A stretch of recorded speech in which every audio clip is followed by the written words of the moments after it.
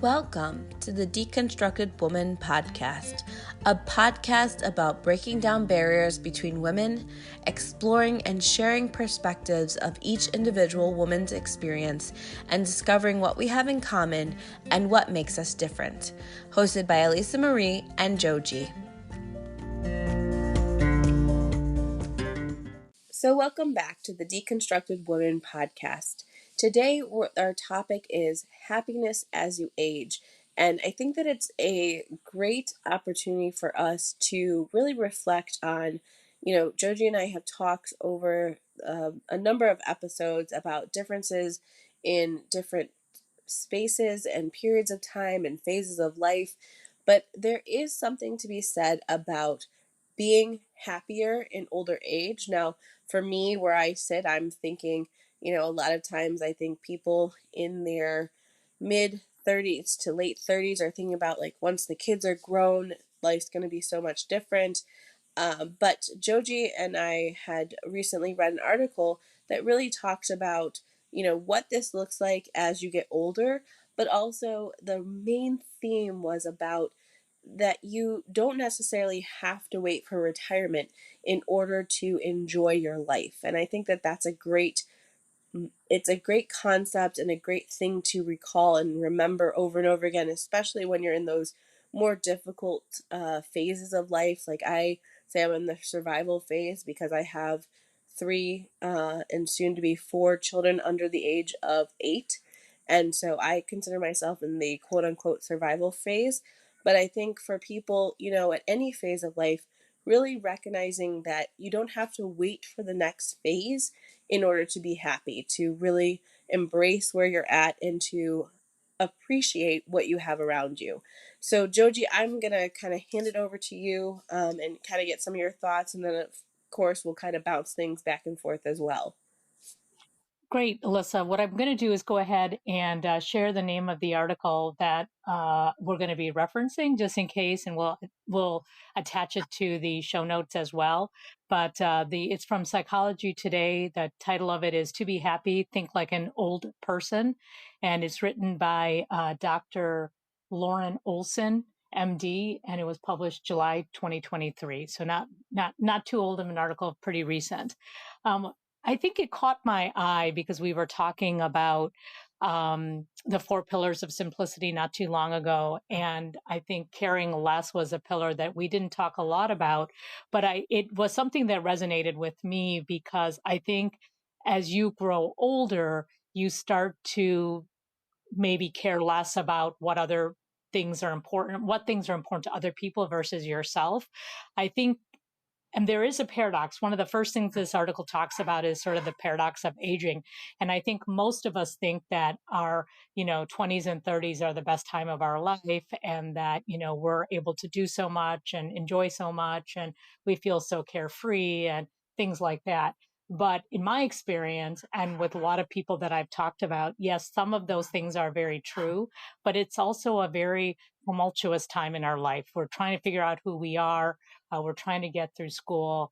We're trying to find our life partner. And somewhere along the way, we're trying to figure out who we are. And that kind of processing is influencing all the other things we talked about, our career, our partner, things like that. And so I do think that the paradox is very true. And it definitely feels that way for me as an individual. But I also feel that as time has gone on, I have felt a lot happier and I am feeling more comfortable in my own skin. And I do think, Alyssa, it has a lot to do with the fact that I'm out of survivor mode and I'm sort of easing into, empty nesting and not having to worry about, my child, but really being able to focus on myself and my husband and our couplehood, which is a very different place where I had been for 18 years or 22 years, including college, for my child. So I definitely think they are very connected. And so, I mean, I guess for you, Alyssa, you can think maybe about your parents and how are you experiencing their level of happiness, or any other like grandparents or older aunts and uncles? Are you seeing a difference with the way that they they present in terms of level of happiness? I don't know that I've seen a change in happiness. Probably that's one way of describing it. I've seen a lot more focus on themselves and focus on what they're doing. So a lot of, because my husband and I, we hang out with people who are much older than us. That's just something that we're kind of like, what do they say, old spirits, if you will. Um, so a lot of our friends are retired or getting to retirement. Their kids are older, out of the house. And so what we see from them is that they're traveling more. They're upgrading or downgrading their homes. They're getting campers or RVs. They're just doing the things that we want to do, and we're trying to really do that now. So again, kind of going back to what I said initially, we're trying to really embrace, enjoying this time. Our children are small, but really taking a note from our older friends who are just really focused on, like, what do I want to do? What is important to me now?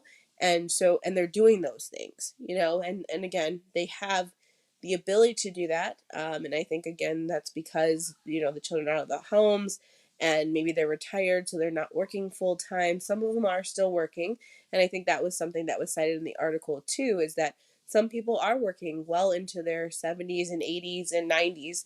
And I think that there's been a shift in that. I think it's cited like a difference since 1985, and I'm thinking, goodness, that was quite a bit of years ago.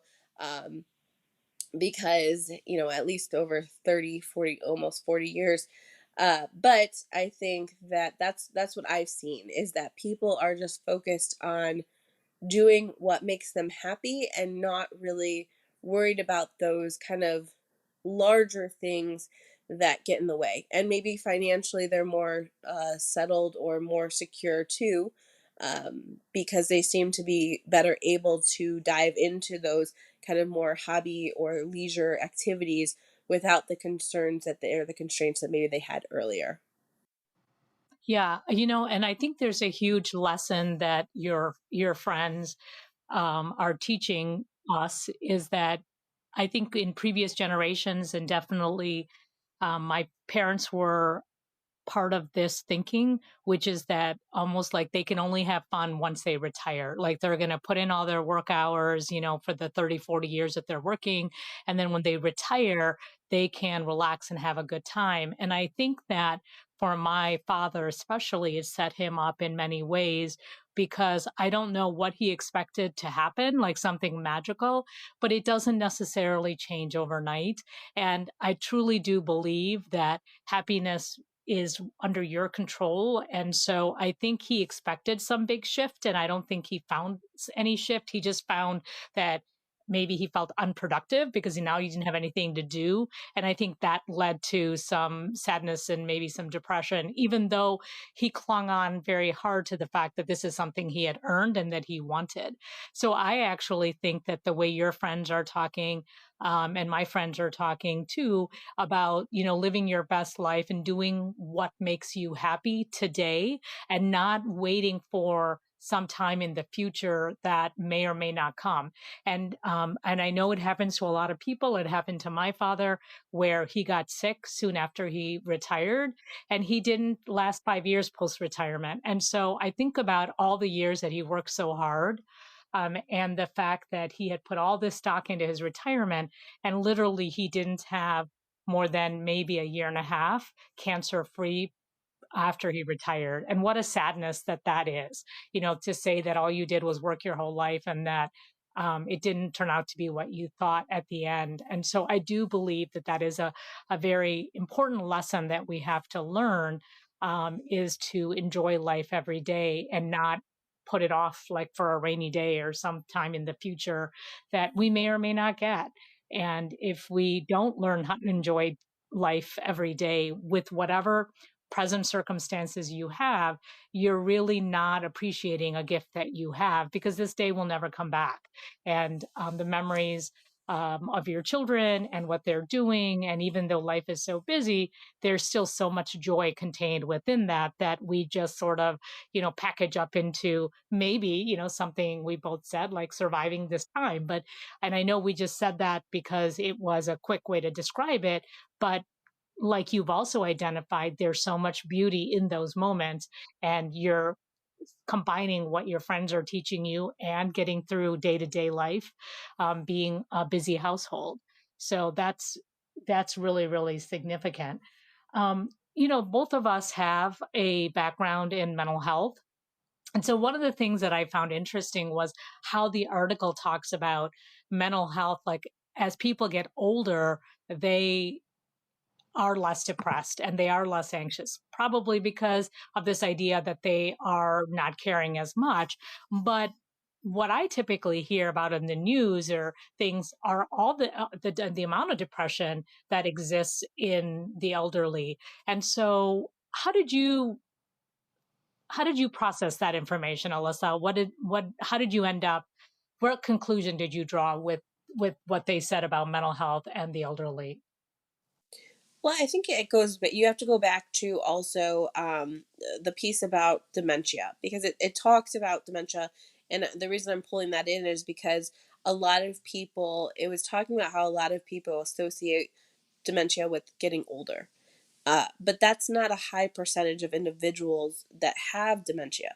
And so I think that there's also kind of this misperception that, as you get older, you're going to go into a nursing home and that's depressing. And I think that there's just a lot of misperceptions of what it means to get older. And it also depends on your age, because old to me, and I say this like relatively, but like older now that I'm almost in my 40s, I mean, I'm thinking like 90s, whereas like when I was in my 20s, like 50 seems like, you know, goodness, that's years away. And so I think where you are in life kind of you identify what's quote unquote older.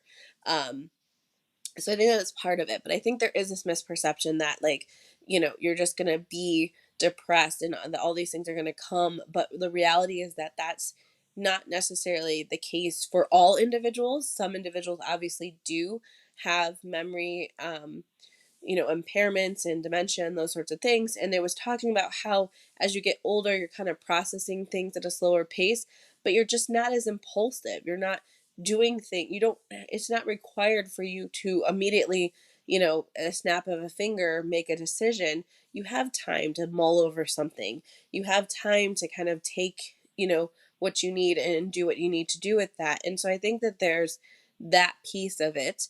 Um, I mean, again, I've seen a lot of individuals really embrace where they're at, but I did want to also go back to what you were saying, because I think that there was also the discussion about how work gives people purpose, and that when they don't have a purpose, now they feel lost. And a lot of times, like you said, with you were describing your father, but I think that's very common too. At least what I've seen, some individuals, they retire and whatever, for whatever circumstances, they do get sick, or they really don't live much longer past that point. And so I think that that sense of having meaning and purpose in life, I think that it's important to have that. And it's also important to foster kind of your sense of identity in your younger years, so that when you get to that point of retirement, that you kind of have some direction for yourself, because like you said, it doesn't overnight, it doesn't change immediately. And so I think that maybe again that's part of it too, that people all of a sudden don't have kind of a direction. They don't know where they're going. They're not sure, what do I do with my life now? But if you had already established like plans for yourself, or what you were, I'm looking towards retirement because then I'm going to travel, or I'm looking towards retirement because then I'm going to downsize and move to a place that makes me happier, wherever that may be. I think that having that kind of plan or idea would reduce the amount of depression that a person would have, rather than I'm just going to work until I can't work anymore and see what happens next. That's my 2 cents with it, but I think that that's part of it. Yeah. And I think that, as people are living longer and with the medical technologies that are available, I do think that how we conceptualize our length of like our lifespan is really changing quite a bit. We know that in the early 1900s, maybe people didn't think they were going to live beyond 50 or 60 or whatever. And now we know that we're probably going to live into our 80s and 90s. And so you've got a much wider time to think about. And so I have a lot of my friends who are retiring saying, I know I'm not going to be fully retired. Like, I still think I'm going to work part time, not do something in my career necessarily, but I want to still keep interacting with people. I still want to have a routine. I still want some pocket money. I still want to be able to travel. And so I don't want a job that's going to limit my ability to get up and go or to take time off and things like that. But I have more and more of my friends saying, I just can't see myself being in my house for, days on end, because I think they realize that they do need to interact, that they do need purpose and everything you're talking about. And I think the harder part is figuring out how do they do that, because they have maybe gotten used to having every day off and they could get up and go. But if you even have a part-time job, unless you're working remote or something, you really are sort of tied to some kind of a schedule for a job as well. And I think a little bit of negotiating that, I think, is challenging. But I definitely will say that as an employer, we've hired some older people recently because of the staffing shortages, and also because of the fact that some of the stuff that that generation brings to us is amazing. The fact that if they need to come to work, they will come to work, and that they're not going to be late, and they're not going to call in sick, and they have a great work ethic, and they're highly productive when they come to work. And so we are definitely, if somebody, maybe 10 years ago, we wouldn't have hired somebody who was, in their early 60s because we think they're going to retire, soon. But some of those perceptions are totally being challenged. And now we're like, okay, as long as we have a sense that, you do want to work at the rate that this job is going to require you to work. And if you want to do that, or you financially have to do that, like, we welcome you with open arms, because there are so many less, um, in my opinion, struggles with that population, that age, versus maybe trying somebody out in their 20s. And so it's strange to say, but once again, it's the paradox of like the 20s versus the 60s, and where how things have really flipped around in the last, I'd say, 5 to 10 years. It seems really unusual, but it's something that we're going through right now in my professional life. Any reaction to that, Alyssa, since you're closer to the 20s than I am? I mean, I think that I was trying to kind of put myself in like both those positions, and again, that's kind of part of this process, is kind of deconstructing it and talking about it. I mean, I think that that's probably, I think that there's a lot of shifting and changes, and I'm glad for it. But I think that it makes a lot of sense as to why people are kind of looking at things a little bit differently. Um, there was one thing I was kind of got distracted because I just remembered that I saw this meme, so I'm going to say it now just because I'll forget by the end. But somebody had made the mention, and it kind of goes along perfectly with this article. Somebody had said, when you are very frustrated by your children and everything's going on with you, close your eyes and imagine that you're 80, and that this is your only time to spend with your children, because tomorrow it's going to be gone and you're going to be back in your 80s and like not be in this phase of life. And so that just came to my mind as you were talking, because I was like, oh, that's really what we're talking about here. It's really about embracing where you're at right now, even if you're not in your 80s, and kind of bringing that back into where you're at in the moment. I think that, if you're in your 20s, you should probably be like, I mean, I agree with everything you said earlier too. Like, in your 20s, you're thinking about, where am I going? Where am I going career wise, life wise, partner wise, all of that. And there's just so much unknown. And then you kind of establish yourself, and then you're moving into like your phase of maybe having children or not, and career wise moving up in the ranks, however that looks for each individual. Everyone's different.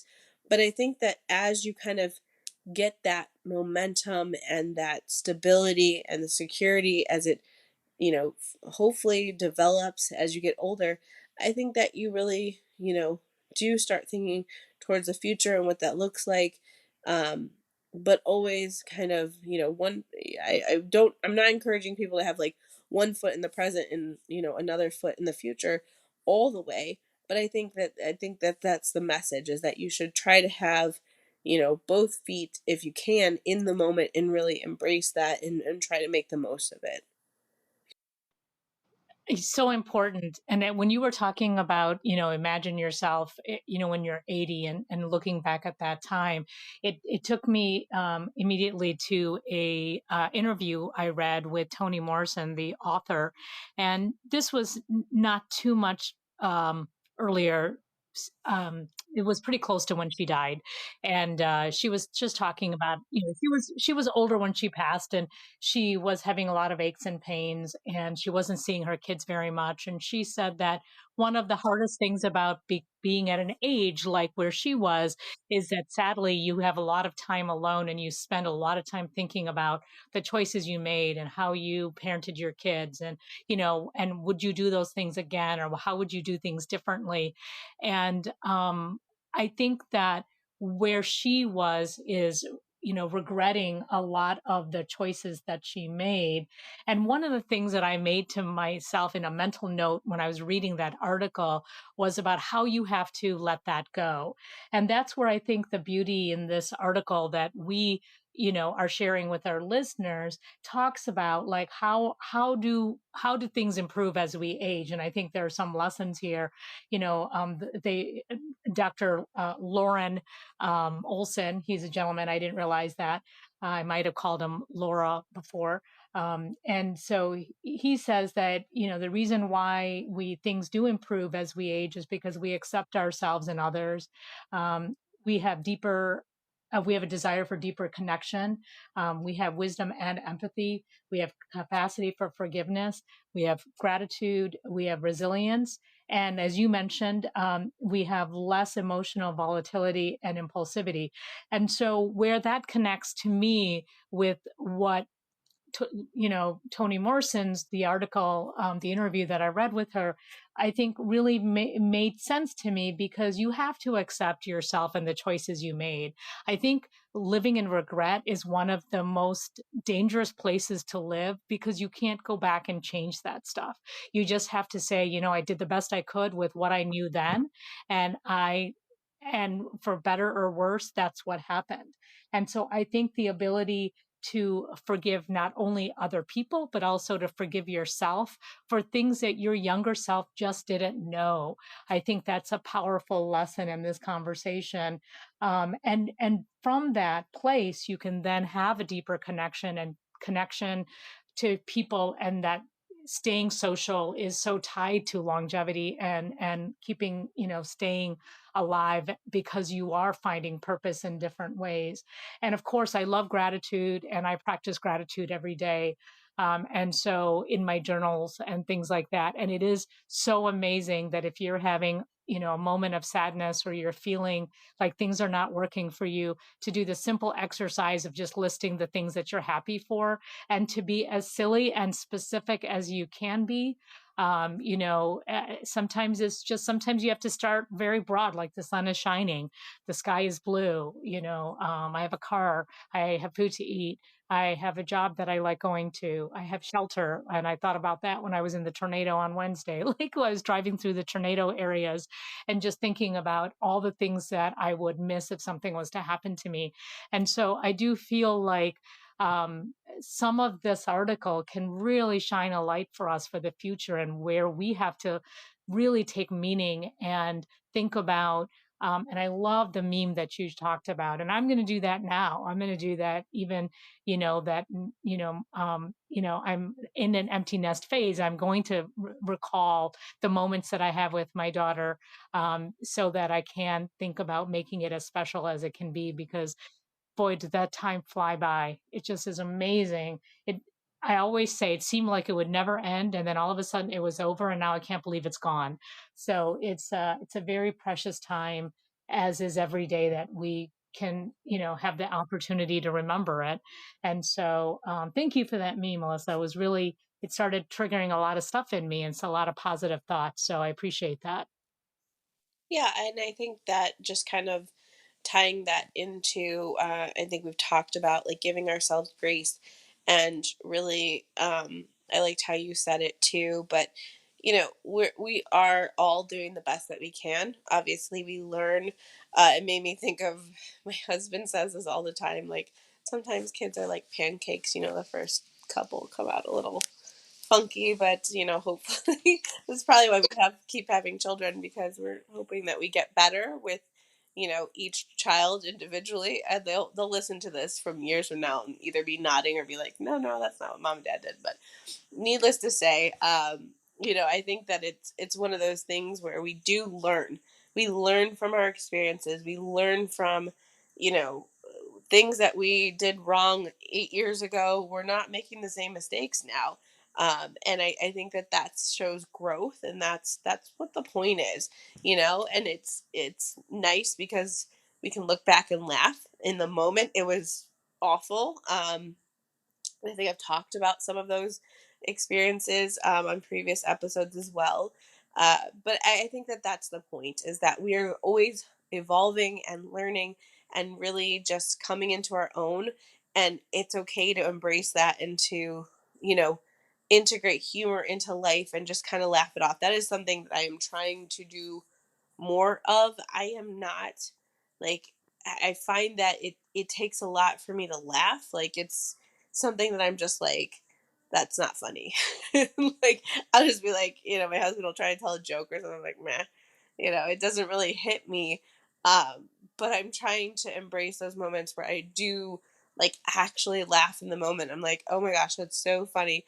I had like a laughing attack on the way to the store today, and the kids were started laughing because it's contagious, and it was just funny because it was like, that doesn't happen that often. But like really just laughing off things rather than just focused on the negative, or oh my gosh, I can't believe that happened, or I can't believe I did that. Like again, goes back to giving ourselves grace, learning from those experiences, doing better next time, and really understanding that 10 years from now it's not going to matter as much. So I think those are my last couple of cents for this episode. But I do appreciate this conversation, because I think that there's probably more we could say, but I think that there's really, this is just one of those food for thoughts again kind of concepts. And I hope that everyone gets an opportunity to read the article as well, because I think that it does have a lot of, I mean, we've summarized it here, but it has a lot of good points, and it's something that each of us needs a reminder of each day.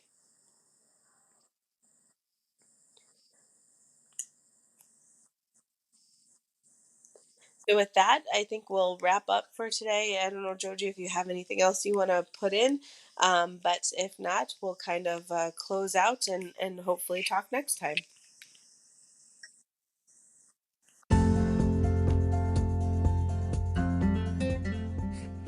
Thank you for listening to our podcast, The Deconstructed Woman.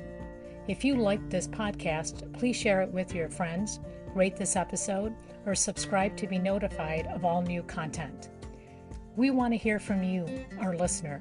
Do you have thoughts on the discussions we're having? Want to share topic suggestions, or want to join us for a topic that you're passionate about? Contact us at our email address, thedeconstructedwoman@gmail.com.